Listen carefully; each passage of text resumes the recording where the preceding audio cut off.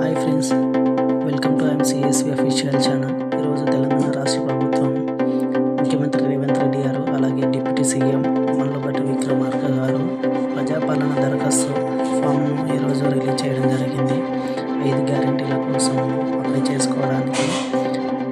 అందులో ముందుగా మహాలక్ష్మి పథకం, రైతు భరోసా పథకం, గృహలక్ష్మి పథకం, ఇందిరమ్మ ఇల్లు, చేయూత పథకాల కొరకు ఈ ఫామ్ను రిలీజ్ చేయడం జరిగింది అప్లై చేసుకోవడానికి.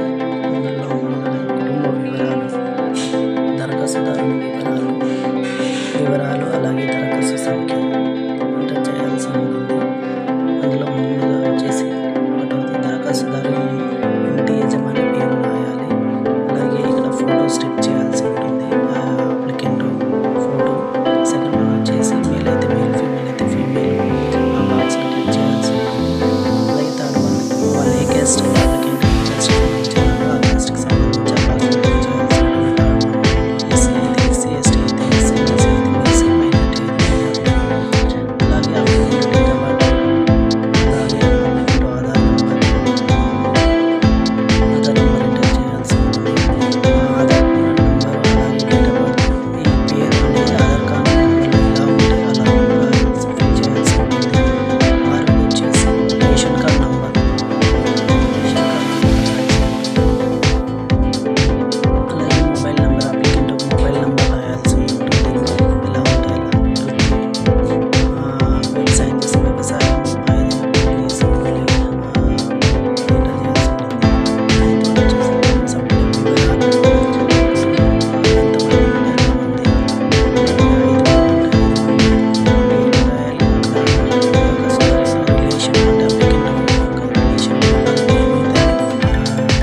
రిలేషన్ రాయాలి. మేల్ అయితే మేల్, ఫీమేల్ అయితే ఫీమేల్, పుట్టిన తేదీ వాళ్ళ డేట్ ఆఫ్ బర్త్ రాయాల్సి ఉంటుంది. అప్లికేషన్ పెట్టుకున్న వాళ్ళు కుటుంబ సభ్యులు, అలాగే వాళ్ళ ఆధార్ నెంబర్ అన్ని రాయాల్సి ఉంటుంది. మొత్తం ఎంతమంది సభ్యులు ఉంటే అంతమంది 5 మంది ఆధార్ నెంబర్స్ రాయాల్సి ఉంటుంది. నెక్స్ట్ వన్ లాస్ట్ అది వచ్చేసి చిరునామా, అడ్రస్, ఇంటి నెంబర్, తేదీ ఇక్కడ ఫస్ట్ దాంట్లో రాయాల్సి ఉంటుంది. అలాగే గ్రామం, మున్సిపాలిటీ, విలేజ్ పేరు, వార్డ్ నెంబర్ ఎన్నో ఆ నెంబర్ రాయాల్సి ఉంటుంది.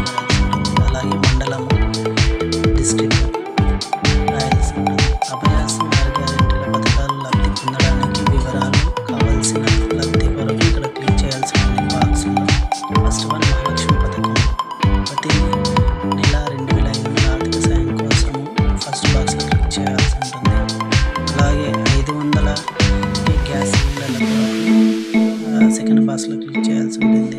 గ్యాస్ కనెక్షన్కు సంబంధించి నంబర్, గ్యాస్ కనెక్షన్ నంబర్, అలాగే సరఫరా చేసిన కంపెనీ, మనకి ఏ కంపెనీ అయితే ఇక్కడ నుంచి గ్యాస్ కనెక్షన్ తీసుకున్నామో ఆ కనెక్షన్ ఏజెన్సీ, కంపెనీ పేరు, అలాగే సంవత్సరానికి వినియోగిస్తున్న గ్యాస్ సిలిండర్ల సంఖ్య.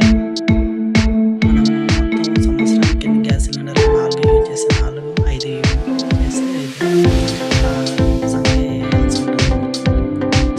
వచ్చేసి రైతు భరోసా పథకం,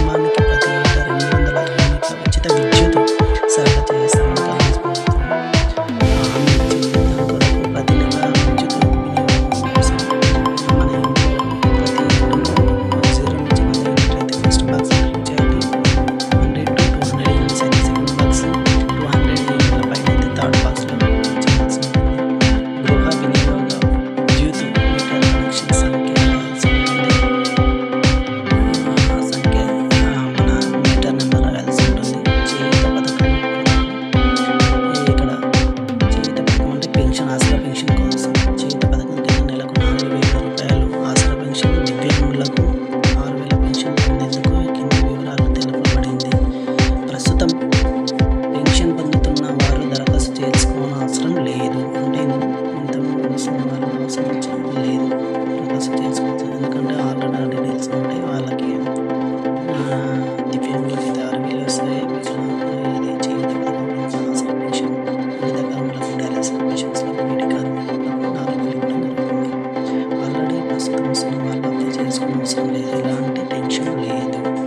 ఫస్ట్ వన్ వచ్చేసి దివ్యాంగులు అయితే ఇక్కడ ఫస్ట్ దాంట్లో క్లిక్ చేయాలి. సదరన్ సర్టిఫికేట్ నెంబర్ రాయాల్సి ఉంటుంది. సెకండ్ వన్ వచ్చేసి ఇతరులు, వృద్ధాప్యము, గీత కార్మికులు, డయాలసిస్ పేషెంట్లు, బీడీ కార్మికులు, ఒంటరి మహిళలు, వితంతువు, చేయూత కార్మికులు, ఎయిడ్స్ వ్యాధిగ్రస్తులు, పెరాలసిస్ డయాలసిస్, అది బీడీ టేకర్, వృత్తి జీవన భృతి కొరకు ఈ బాక్స్లలో క్లిక్ చేయాల్సి ఉంటుంది. లాస్ట్ ప్రగతి పథం సకల జనహితం ప్రభుత్వం, మన కాంగ్రెస్ ప్రభుత్వం, తెలంగాణ రాష్ట్ర ప్రభుత్వం 6 గ్యారెంటీలను అభ్యాసం కింద రిలీజ్ చేయడం జరిగింది. ప్రజాపాలన అప్లికేషన్ ఫామ్ డిసెంబర్ 28 నుంచి జనవరి 6 వరకు ఈ అప్లికేషన్ ఫామ్ను తీసుకోవడం జరుగుతుంది. ఒకవేళ జనవరి 6 తర్వాత కూడా పబ్లిక్ అప్లికేషన్ ఫామ్లు సబ్మిట్ చేయడంలో లేటు అయినా వాళ్ళు ఎలాంటి గందరగోళానికి గురి కాకుండా మండల ఆఫీస్కి వెళ్ళి అక్కడ తహసీల్దార్కి సబ్మిట్ చేయాల్సి ఉంటుందని ముఖ్యమంత్రి రేవంత్ రెడ్డి గారు ఇంతకుముందే ప్రజావాణిలో తెలియజేయడం జరిగింది. ప్రతి ఒక్క సభ్యుడు అప్లై చేసుకోవాల్సిందిగా కాంగ్రెస్ ప్రభుత్వం యొక్క ఇచ్చిన 6 గ్యారెంటీలను ఉపయోగించుకోవాల్సిందిగా ముఖ్యమంత్రి రేవంత్ రెడ్డి గారు కోరారు. అప్లికేషన్లకు 6 గ్యారెంటీలకు సంబంధించి జతపరచాల్సిన పత్రాలు, ఆధార్ కార్డ్ జిరాక్స్, ప్రతి ఒక్క అభయహస్తానికి 5 గ్యారెంటీలు కావాల్సిన అప్లై చేసుకున్న వాళ్ళైతే 5 జిరాక్స్లు, అలాగే తెల్ల రేషన్ కార్డు జిరాక్స్లు అన్నీ ఇవ్వాల్సి ఉంటుంది. పైన సమర్పించాల్సిన వివరాలు అన్నీ వాస్తవాన్ని ధృవీకరిస్తున్నాను. అప్లికెంట్ ఎవరైతే అప్లికే చేసుకున్నాడో అతని సంతకము వేలిముద్ర అయితే వేలిముద్ర, అతని పేరు, డేటు, ఎప్పుడైతే అప్లై చేసుకున్నామో ఆ డేటు రాయాలి. లాస్ట్గా వచ్చేసి ప్రజాపాలన దరఖాస్తు రసీదు, అంటే మనం అప్లై చేసుకున్న తర్వాత మనకు అధికారులు మనకి రిసిప్ట్ అనేది లాస్ట్లో ఇవ్వడం జరుగుతుంది. మనం ఏ పథకానికి అప్లై చేసుకున్నామో ఆ పథకానికి సంబంధించిన అన్ని వివరాలు ఇక్కడ పొందుపరిచి మనకి ఫామ్ని ఇవ్వడం జరుగుతుంది. మనము ఏ వార్డ్ కోడ్ నెంబర్ వేస్తారు, దరఖాస్తు సంఖ్య, మనము ఎన్నో దరఖాస్తు చేసుకున్నామో ఆ సంఖ్య వేస్తారు. ఎవరైతే అప్లికెంట్ చేసుకున్నారో మేల్ అయితే మేలు, ఫీమేల్ అయితే ఫీమేల్, వాళ్ళ భర్త, తండ్రి పేరు. అలాగే పథకం, మహాలక్ష్మి పథకం కోసం అప్లై చేసుకున్నట్టయితే అక్కడ ఫస్ట్ క్లిక్ చేసి ఇస్తారు. అన్నీ ఒకవేళ రైతు భరోసా, ఇందిరమ్మ ఇండ్లు, గృహజ్యోతి పథకం, జ్యోతి పథకం కొరకు, చేయూత పథకం కొరకు స్వీకరించడమైనదని చెప్పేసి మనకు ఆ అధికారి సంతకము, పేరు, హోదా అంటే డిజిగ్నేషన్, ఆ గవర్నమెంట్ స్టాంప్ని వేసి మనకి ఫామ్ రసీదుని ఇవ్వడం జరుగుతుంది. ఇదండి ఈరోజు టాపిక్. మరిన్ని ఇన్ఫర్మేషన్ కొరకు ఐఎమ్ సిఎస్వి అఫీషియల్ ఛానల్ని సబ్స్క్రైబ్ చేసుకోండి.